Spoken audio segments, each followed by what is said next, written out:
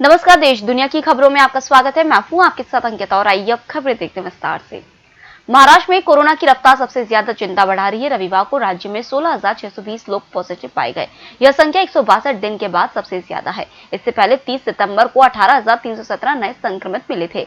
बीते एक महीने में ही यहाँ 2.5 लाख मरीज बढ़े हैं। 14 फरवरी तक यहाँ 20,64,000 लोग संक्रमित हो चुके थे, जबकि 14 मार्च को यह आंकड़ा 23,14,000 पर पहुंच गया है। इनमें से 94,686 सिर्फ 7 दिन में पॉजिटिव पाए गए हैं। देश में बीते 24 घंटे में 26,513 लोग पॉजिटिव पाए गए, 17,590 ठीक हो गए, जबकि 120 की मौत हो गई। फ्रांस और ब्रिटेन समेत दुनिया के कई देश विदेशी डिजिटल सर्विस प्रोवाइडरों से डीएसटी वसूलते हैं। भारत ने भी विदेशी कंपनियों पर डीएसटी लगाना शुरू कर दिया है। अरबों डॉलर का यह कारोबार कर रही ये कंपनियां सारा मुनाफा अपने देश ले जा रही थी। हालांकि भारत द्वारा डीएसटी यानी डिजिटल सर्विस टैक्स की पहल से अमेरिका बौखला गया है। अमेरिकी राष्ट्रपति जो बाइडेन प्रशासन इसे अपने हितों के खिलाफ और पक्षपातपूर्ण बता रहा है। पद्म भूषण से सम्मानित चित्रकार लक्ष्मण पाई का रविवार को गोवा में उनके आवास पर निधन हो गया। पाई 95 वर्ष के थे। उनके निधन पर गोवा के मुख्यमंत्री प्रमोद सावंत ने शोक जताया है। उन्होंने ट्वीट कर कहा, गोवा के जाने माने कलाकार पद्म भूषण लक्ष्मण पाई के निधन से बहुत दुख हुआ। गोवा ने आज एक रत्न को खो दिया। हम कला के क्षेत्र में उनके अपार योगदान को हमेशा याद करेंगे। उनके परिवार के प्रति मेरी हार्दिक संवेदना है। गोवा विधानसभा में विपक्ष के नेता दिगंबर कामत ने भी लक्ष्मण पाई की मौत पर दुख जताया है।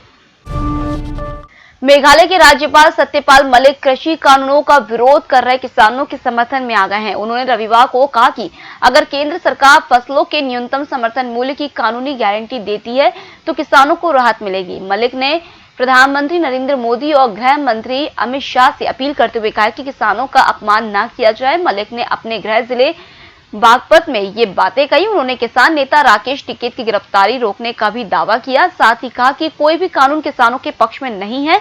वे जहां भी जाते हैं वहां लाठीचार्ज कर दिया जाता है। नॉर्वे में एस्ट्राजेनेका की कोरोना वैक्सीन लगने के बाद ब्लड क्लॉटिंग के मामले सामने आने के बाद आयरलैंड और नीदरलैंड ने भी रविवार को इस टीके पर अस्थायी रोक लगा दी है।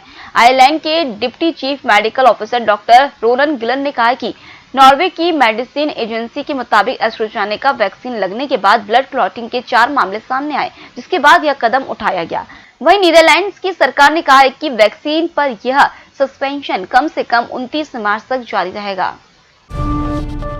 दुनिया में कुल मरीजों की संख्या 12 करोड़ के पार पहुंच गई है। अभी यह आंकड़ा 12 करोड़ 4 लाख है। बीते 24 घंटे में 3,59,000 नए संक्रमित मिले हैं। 5,000 से ज्यादा मरीजों की मौत हो चुकी है। अब तक 9 करोड़ 69 लाख से ज्यादा कोरोना संक्रमित ठीक हो चुके हैं। 26,64,000 से ज्यादा ने जान गंवाई है।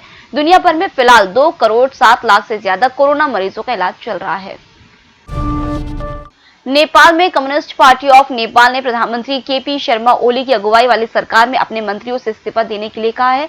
पार्टी प्रमुख पुष्प कमल दहल प्रचंड ने अपने सांसदों के लिए दूसरी बार ऐसा निर्देश जारी किया है। इससे पहले शनिवार को भी प्रचंड गुट ने अपने गुट के सभी मंत्रियों को वापस बुलाते हुए अगले 24 घंटे में रुख साफ करने को कहा था।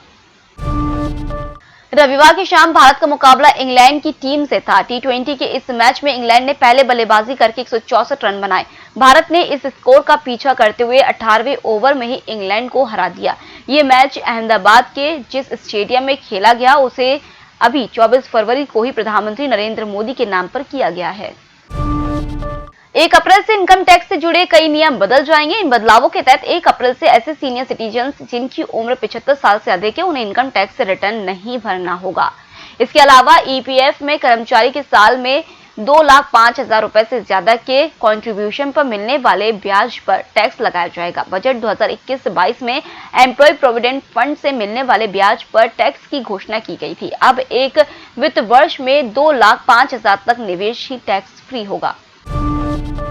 कमजोर घरेलू आंकड़ों के चलते शेयर बाजार में गिरावट है। बीएसई सेंसेक्स 658 अंकों की भारी गिरावट के साथ 50,133 पर कारोबार कर रहा है। इंडेक्स में एसबीआई और महिंद्रा एंड महिंद्रा के शेयरों में सबसे ज्यादा 2% की गिरावट है। इसी तरह निफ्टी इंडेक्स भी 186 अंक नीचे 14,844 पर आ गया है। फिलहाल इस बुलेटिन में इतना ही। आप बने रहिए एमएस टीवी के साथ। नमस्कार।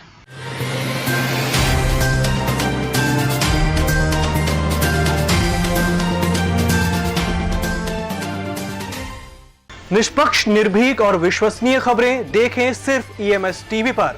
डाउनलोड करें ईएमएस न्यूज ऐप। सत्ता के गलियारों से गांव की गलियों तक देखिए हर खबर अपने मोबाइल पर। डाउनलोड कीजिए ईएमएस न्यूज ऐप।